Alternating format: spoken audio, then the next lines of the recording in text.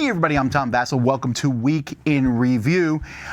This is, if you're wondering where the companion piece to Week in Review is, a board game breakfast, we're not doing that this week because the Dice Tower Cruise is happening this week. Don't worry, other videos are going up. But we want to take a look at last week's stuff. Here we go.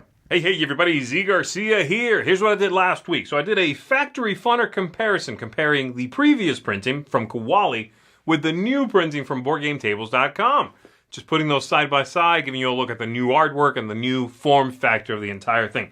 And then I reviewed three things. So I did Tides, which I rate a 6 out of 10. This is a tiny little game, a wallet game from Button Shy, in which you are collecting trinkets and things that you're picking up from the shore, from the beach, and then turning those things into finalized trinkets you can sell for victory points. It's neat. It's got a cool kind of rhythm to it. It has a hand management, so you can only have a certain number of cards in your hand, and that's a very interesting limitation. But the game has, because of its form factor, it's only 17 cards in the deck. There's a lot of shuffling, and that feels like an unnecessarily fiddly part, merely to accommodate the fact that these games come in a little plastic wallet and they only have 18 cards in there. But having said that, it's very pretty, and I did enjoy it. I reviewed Velomino. I always mess that one up. Velomino, which I gave a 6.5 to, is a ladder climbing game in which you are trying to get rid of all the cards in your hand. You can play a set as long as it's higher than the last person who played, and you'll score a certain number of points for going out. You play 5 rounds, which is too many, I think, and the scores escalate each, which also makes the first round feel a little superfluous. But the look of the game, the theme about cycling, the mechanisms of how you can play a set and what it is worth, all of those things I found very clever. This is a nice after-dinner kind of card game that could go over well with the family and become a bit of a tradition. It has that capability. And then lastly, I reviewed chess. Yes, chess with the rest of the guys. And I rated it a 7 out of 10. Taking out of context, it's, historical importance, it's everything. All those things that come with chess now that are sort of a package deal. Just looking at chess as chess for me, what do I think of it if I was treating it the way I do? I don't have reverence for the game. I haven't studied it, I haven't played very much of it. And so being a very casual player of it, whenever I do play with someone that's about my level, I enjoy it. I have a good time with it. So chess is a solid game. Yes, it's stuck around for a reason, but you know what? Even if you're just a casual game player, it's pretty good. So that's it for me, everybody. I'm Zee Garcia. I'll see you on the next one. Hey everyone, I'm Liz Boccolini, and this week I reviewed Project L Solo Mode.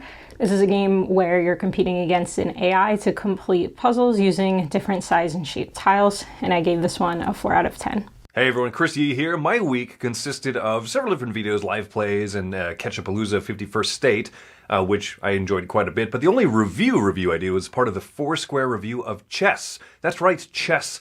I gave this game a 5. Now that is my personal rating of it, how much I would want to come back and play it. I think that Chess is a phenomenal, amazingly designed game that stood the test of time. Do I want to play it? No, it's a trinket that I'll come to every once in a while, and I'll play on the app probably. Mostly, I don't even own a chess set. So, just because it's not that impactful of a game for me. So that has been my week. Okay, so for me, I did a trio, took a look at some games called, I think I called the thing Demons, Zombies, and what was the third thing? Vampires. So I took a look at 3 games. The Demons game was Hungry Little Demons, a terrible game about mixing memory and take that. Come on now. 3 out of 10. Zombie Princesses. This is where you're trying to go in the middle to rescue a princess. Rotating tiles. Oh, I'm so tired of these games. 4 out of 10. Fish and Chips. This has nothing to do with the other games. This is just one where you're throwing chips onto a board. That's the whole game. There's not a lot more than that, so I can't really recommend it much. 5 out of 10. Blood Odors. This is the vampire game. This is a fine game in a lot of ways. There's a lot of cool ideas. Building a hand of vampires. A little too much take that. A little fiddly for me. 6 out of 10. Free Radicals. This is a game in which you can play one of 10 different factions, and each one plays completely differently. Worker placement, pickup and delivery, polyominoes. That's pretty cool. The problem is the idea is cooler than the game itself. Very multiplayer solitary. You don't care what anyone else is doing. And the main game I don't find to be particularly interesting. There's a cool idea. It's almost there. 6.5 out of 10. We did chess. Foursquare review of chess. We're going to start doing this, taking a look at classic games. And this one we tried to give it as a straightforward a look as we can. I gave it a 7. Check the review for information as to why. Battle Bosses. I took a look at this one with my kids. A lot of fun. Roll dice, look at cards. Use cards and stuff back and forth. I wish they made more games like this one. 8 out of 10. I also did a top 10 Days of Wonder as I continue through my publisher list.